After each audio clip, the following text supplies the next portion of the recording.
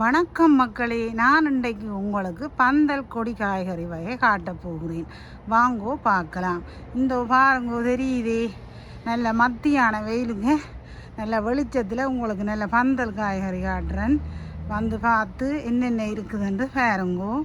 இங்கே வாங்கோ. முதலாவதாக நான் உங்களுக்கு காட்ட போகிறது வந்து பாவக்காய். இந்த பாவக்காய் ஒன்று தான் பிஞ்சு பிடித்து இப்பொழுது முட்டி கொண்டு வாரேன். மற்றது ஒன்று பொம்பி போயிருக்கு பாருங்கோ. அடுத்தது இப்பொழுது ஒரு பிஞ்சொன்றும் பிடித்திருக்கிறார். சின்ன பிஞ்சொண்டு இப்போ வந்திருக்கிறார். இந்த 2-3 நாட்களுக்கு இடையில் இந்த பாவையில் வந்து ஆண் பூ பெண் பூ என்று 2 பூக்கள் இருக்குது. இதில் இந்த பெண் பூவை என்னென்று நாங்கள் கண்டுபிடிக்கிறேன்னு சொன்னால், இந்த பூ இருக்குல்லோ, இந்த பூவுக்கு பின்னால் பாருங்க இப்படி ஒரு தண்டு மாதிரி மொட்டு மாதிரி இருக்குதல்லோ, அதுதான் பெண் பூ. ஆண் பூன்றது வந்து தனி ஒற்றையாக இருக்கும். இதில் பூக்களை காணவில்லை. நான் இருந்தால் உங்களுக்கு காட்டுறேன். இதிலேயும் ஒரு பிஞ்சு பிடிச்சிருக்குது. இன்றைக்கு ஒரு ஆண் பூவும் இல்லை, பிறகு நான் காட்டுகிறேன் உங்களுக்கு. அடுத்தது இங்கே வேறுங்கோ பர்பிள் கலர் போஞ்சி கண்டும் இதில் இருக்குது. அடுத்தது ஒரு குடலங்கண்டு வச்சிருக்கிறேன். அது இப்போ தான் கொடி வருகுது, ஆனால் காய்க்கிற மாதிரி தெரியல. இன்னும் 1 மாதம் தான் இருக்குது. எப்படி காய்க்க போதோ தெரியல. ஆனால் அந்த பூ ஒன்று பூத்துருக்குது. அது வந்து ஆண் பூ தான் பூத்துருக்கு. புடலங்காயில் ஒரு சின்ன பூ வெள்ளை பூவாக இருக்கும். இதில் மறைந்திருக்குது பாருங்கோ. அந்த வெள்ளையாக தெரியுதே, அதுதான் புடலங்காயின்ற பூ. அதுக்கு பக்கத்தில் பாருங்கோ கீழே இருக்குது. இது வந்து முடக்கத்தான் கீரை. முடக்கத்தான் கீரை வந்து என்னென்று தெரியுமென்று உங்களுக்கு நான் சொல்கிறேன். இந்த முடக்கத்தான் கீரை வந்து முடக்கு ஒத்தான், அதாவது முடக்கு வாதம், மற்றது இந்த இதுகள் நரம்பு சம்பந்தப்பட்டான பிரச்சனைகள், சில பேருக்கு கால் உழைகிறது, அதுகளுக்கு இந்த முடக்கத்தான் நல்ல நிவாரணியாக விளங்குதான். இந்த முடக்கத்தான் இலையில் என்னென்ன மாதிரி நாங்கள் எடுத்துக்கொள்ளலாம் என்று சொன்னால், இந்த முடக்கத்தான் கீரையை சூப்புக்குள்ளேயும் போடலாம், மற்றது சொதி வைக்கலாம், ரசம் வைக்கலாம், சொதி வைக்கலாம். மற்ற முடக்கத்தான் தோசை கூட செய்கிறார்கள். கொஞ்சம் கயர்த்தன்மை இருக்கும். இதில் பூ காய் ஒன்றும் போடக்கூடாது, தனியாக இலை மட்டும்தான். இதில் கத்திரிக்குள்ளால் வெட்டி வெட்டி நான் பாவிக்கிறேன். நான் இந்த முடக்கத்தான் கீரை எனக்கு என்னென்று கிடைச்சேன்னு சொன்னால், இது வந்து ஒரு நண்பர் ஒருவர் கோவிட் டைமில் ஒரு கண்டு தான் கொடுத்தவர். அதை நான் இந்த நிலத்தில் நடும்போது குளிர் வரும்பொழுது எல்லாம் பட்டு விடும். அப்போக்கு அந்த விதைகள் என்ன செய்யும், கீழே கொட்டுண்டு அந்த விதையிலேருந்து கண்டுகள் வந்து அடுத்த வருஷம் வரும். இங்கே பாருங்க என்னென்று அந்த கண்டு உருவாகிருக்குன்ட்டு நான் இங்கே உங்களுக்கு காட்டுறேன். இங்கே பாருங்க, இது முடக்கத்தான் அந்த விதை மூலமாக வந்தது. கீழே இருந்து மக்கி மக்கி வரும். அந்த விதையை வந்து சினோவுக்கு மக்காதான்ற கேள்வி உங்களுக்கு இருக்கலாம். அது மக்காதே ஏனென்றால் அதிൻ്റെ வெளித்தோல் வந்து முட்டையின் ஓரளவு தடிப்பாக இருக்கும். அப்போ அது இருந்து மக்கி மக்கி கண்டுகளாக முளைத்து தான் இந்த முடக்கத்தான் கீரை எனக்கு கிடைக்கிறது. இங்கே பாருங்க, இங்கேயும் இருக்குது. எத்தனையோ பேருக்கு நான் கொடுத்தும் இருக்கிறேன். எங்கிட்ட முடக்கத்தான் இருக்குன்னு சொல்லி வாயால் சொல்ல அவைகள் கேப்பினம். சில பேர் வந்து கொடுக்காயினம், ஆனால் உண்மையிலேயே நான் கொடுக்குறேன். நான் ஏனென்றால் என்னிட்ட இருக்குன்றே சொல்லிடுவேன். சொல்லி அவை விரும்பினவே கேட்டால் கொடுப்பேன். இந்த நண்பர்களுக்கு நானாகவே கிளப்பி கொண்டு போய் கொடுப்பேன். கொடுத்தா தான் எங்களுக்கும் ஆண்டவனாக பார்த்து அந்த பயிர்களை எங்களுக்கு கடவுள் தெருவேறண்டு நம்பிக்கை எனக்கு இருக்கு. ஆனால் முயற்சி இல்லாத ஆக்களுக்கு நான் கொடுக்க மாட்டேன். அதுதான் எந்த இது. சில பேர் வந்து முயற்சி இல்லை, ஏனோ தானண்டு ஒரு பொருளை வந்து பக்குவம் இல்லாத ஆக்களுக்கு எனக்கு கொடுக்க நான் விரும்புகிறேன். மற்றது இங்கே பாருங்கோ, இந்த பந்தல் காய்கறியில் நான் உங்களுக்கு முக்கியமாக காட்ட இருக்க வேண்டியது இந்த சுரக்காய். பாருங்கள் எப்படி இந்த சுரக்காய் இருக்குது இந்த பந்தல்லேன்னு பாருங்கோ. இந்த வெளிச்சு வெயில் எப்படி எரிக்குதுண்டு. வெயில் வேணும். இந்த பந்தல் காய்கறிகளுக்கு கூடுதலாக வெயில் வேணும். வெயில் இல்லாட்டி பந்தல் காய்கறிகள் வந்து பெருசாக காய்க்கும். ஆனால் அந்த தெரியாது, அது பொம்பி அப்படி தான் போகும். பொம்பி இதாண்டியா நல்ல முறைக்கு வராது. அதே நேரம் இந்த சுரக்காய் கண்டு வளர்ப்பதற்கு நல்ல அனுபவம் வேணும். அனுபவம் இல்லாமல் 3 வருஷம் நான் ஃபெயிலியர் ஆகியிருக்கிறேன். அதாவது லோங் சுரக்காய் எனக்கு இருந்தது. ஆனால் அது வந்து அந்த லோங் சுரக்காய் பிஞ்சு பிடிச்ச பிறகு பொம்பி விழும். இதென்னடா இப்போ பொம்பி விழுகுதே என்ற ஒரே அதுக்கான ஆராய்ச்சிகளை செய்தால் அந்த கண்டு கொடுத்துருக்கிறாரே அவர் வந்து எங்களுக்கு தெரியுமென்று நினைச்சிருக்கிறார். அவர் ஒரு வேட்டு நாட்டவர் கொடுத்தவர். அவருக்கு விளக்கம் கேட்காம அவர் வாங்கிட்டு வந்துட்டார். ஆனால் பிறகு போய் கேட்க அவர் சொன்னவர் போலினேஷன் செய்ய வேண்டும். போலினேஷன் சொன்னால் மகரந்த சேர்க்கை. இப்போ இந்த சுரக்காய்க்கெல்லாம் மகரந்த சேர்க்கை வண்டுகள் வந்தாலும் பெருசாக அந்த பிஞ்சு பிடித்தாலும் அந்த பிஞ்சுகள் வந்து உதிருமா. அந்த போலினேஷன் வந்து எப்படி செய்கிறேன்னு சொன்னால் ஆண் பூ பெண் பூன்ற 2 பூக்கள் பூக்கும். அந்த பூக்களில் ஆண் பூ வந்து உண்மையிலேயே காயத்திராது. அது என்னென்னு கண்டுபிடிப்பது? பின்னுக்கு அந்த செவ்வரத்தம் பூன்ற மாதிரி சும்மா அப்படி நோமலாக இருக்கும். ஆனால் பெண் பூக்கு நான் இப்போ பாவக்காய்க்கு காட்டின மாதிரி நீள நரம்பு மாதிரி இருக்கும். அப்போ ஆண் பூவை பிடுங்கி அதை கொண்டு வந்து பெண் பூக்குள்ளே இப்படி முட்டி விடணும். அதுதான் அந்த மகரந்த சேர்க்கை. அந்த மகரந்த சேர்க்கைன்ற பூ எப்படி கிடைக்கும்? இங்கே வேறங்க அந்த பூவே காணையில். ஆனால் அந்த பூ வந்து 4 மணிக்கு தான் பிறகுதான் பூக்கும்.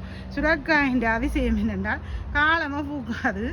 4 மணி பூக்குமே. அதை மாதிரி 4 மணிக்கு பிறகு மாலைக்கு 6 மணிக்கு தான் என்னுடைய கணவர் வந்து இந்த ஏணியை பாருங்கோ ஏணியில் நின்று அவர் தான் இந்த போலினேஷன் விளையாட்டு செய்கிறவர். என்னென்றால் மற்ற தோட்டமெல்லாம் நான் தான் பார்க்குறேன் ஆனால் இந்த சுரக்காய் மட்டும் இவர் மெயின்டைன் பண்ணுவார். என்னென்னா எனக்கு இது சரி வராது, நான் ஏறவும் மாட்டேன், ஏறினாலும் எனக்கு இது சரி வராது. அதால் எனது கணவரிடம் இதை ஒப்படைத்து விட்டிருக்கிறேன். அவருக்கு தான் இந்த சுரக்காய் பந்தல் விருப்பம். அவருடைய ஆசைக்காகத்தான் இதை போட்டிருக்கிறேன். அடுத்தது இந்த மஞ்சள் நிற பூவை பாருங்கோ. இந்த மஞ்சள் நிற பூ இப்பொழுது பூத்து கொஞ்சம் குறைஞ்சு கொண்டு வருகிறது. நான் காலமே ஒரு வீடியோ மக்களை உங்களுக்கு காட்டுவதற்காக எடுத்த பொழுது எனக்கு இப்போ 3 தரம் குழாவி குத்தி விட்டது. அதாவது இந்த வண்டுகள் குழாவியாண்டு இதுக்குள்ளே திரியும். சரியோ கணக்காக திரிவினம். ஆனால் அந்த காய்ச்ச மாதிரி தெரியல, கணக்காக திரிவினம். அதை வந்து முதல் எனக்கு காலில் ஒருக்கா குத்தினவே. இப்போ வந்து நடுவில் கழுத்துக்கு கீழே எனக்கு அதில் இப்படியே நான் வீடியோ எடுக்க வரைக்கும் குத்திட்டுது. நான் ஓடி போயிட்டேன். ஆனால் அப்படி இருந்தும் நான் அதற்கான வைத்தியத்தை செய்து விட்டு இப்போ திருப்பி வந்து உங்களுக்கு வீடியோ எடுத்து காட்டுகிறேன். ஏனென்றால் எனக்கு இந்த வீடியோ எடுக்கிற வேலையை நான் தொடங்கி விட்டேன். அதை இடையில் வேற விடவும் மனமில்லை. அதனால் இதை செய்யணுமென்ற ஆர்வத்தில் தான் நான் செய்து கொண்டிருக்கிறேன். இங்கே பாருங்க, இந்த மஞ்சள் நிற பூ சின்ன கண்டாக இருந்தாலும் இவ்வளோ ஃப்ரெஷ்ஷாக பூத்துருக்கு. இதான் இப்போத்த பூ. ஆனால் இது முதல் பூத்ததெல்லாம் கொஞ்சம் பாடிட்டுது. இங்கே பாருங்க, இந்த பூ உண்டே சரியா, இது வந்து இந்த காட்டு செவ்வந்தி மாதிரி, இஞ்சத்தை வெளிநாட்டு செவ்வந்தி. இது வந்து என்னண்டு நான் உண்டாக்கையில் இது எங்கேயோ பக்கத்து நேபராக்கள்கிட்ட எல்லாம் இருக்குது இந்த செவ்வந்தி. அதில் இருந்து விதை பறந்து வந்து பாருங்க இந்த மாதிரி பெரிய சடைச்சி போய் நிற்கிது அரிசசியன் நாய் மாதிரி. அப்போ பாருங்க, நாய்க்கு ஒப்பிடக்கூடாது கண்டுகளை. அப்படியான நிலைமை பிடுங்கி எறியணுமென்று நினச்சேன். ஆனால் மெனங்கு கீழே ரோஸுக்குள்ளே இருக்குதுண்டு. ஆனால் என்ன செய்கிறது, இதுவும் ஒரு பூ இனத்தை சேர்ந்த ஒரு தாவரம் உண்டபடியாக நான் அதை வச்சிருக்கிறேன். அது இடத்தையும் பிடிச்சு கொண்டிருக்கேன். ஆனால் அழகாக இருக்கிறது. இப்பொழுது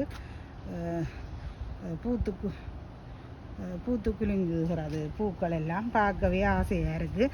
இந்த அடுத்தது இந்த சுரக்காயை பாருங்க, இந்த என்ட்ரன்ஸில் எங்களோட வீட்டுக்கு முன்னுக்கு போகிற பாதையிலே கதவை திறந்துட்டு போகிற இடத்த இந்த பந்தலை போட்டு இருக்கிறேன். இது 2வது சுரக்காய். முதல்ல ஒரு சுரக்காய்க்கு நான் வீடியோ எடுத்தேன். நான் அது காலமே எடுத்தபடியாக புகாராக இருந்தது. இங்கே வந்து காலமையில் பெருசாக வெளிச்சம் இராது, குறைவு. அதனால் இப்போ நான் எடுத்துருக்கிறேன் இந்த சுரக்காயோட நன்மை என்னென்று நான் உங்களுக்கு சொல்ல வேணும். இந்த சுரக்காய் வந்து ஒரு டயட் நிவாரணியாக செயற்படுது. டயட் நிவாரணி என்று சொன்னால் இந்த சுரக்காய் வந்து மெலிகிறதுக்கு ஆக்கள் வந்து வண்டி குறையணும் மெலியணுமெண்டா சொல்கிற ஆக்கள் இந்த சுரக்காயை வந்து ஜூஸ் அடித்து குடிக்கணும். மற்றது சொதி வச்சுக்கலாம், சாம்பார்.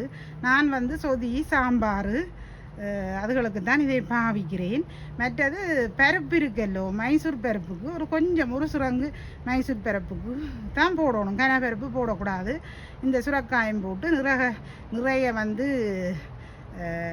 உள்ளி போட்டு குத்தி போட்டுட்டு பருப்புக்கு போடுற பவுடர் இருக்குல்ல, சரக்கு பவுடர், மிளகு சீரகத்தூள் போட்டு இறக்கி விட கமகமத்து நல்லா பெருங்காய பவுடரும் போட்டுட்டு இறக்கி சாப்பிட்டு பாருங்க, என்ன டேஸ்ட்டு சொல்லி வேலை இல்லை மக்களே.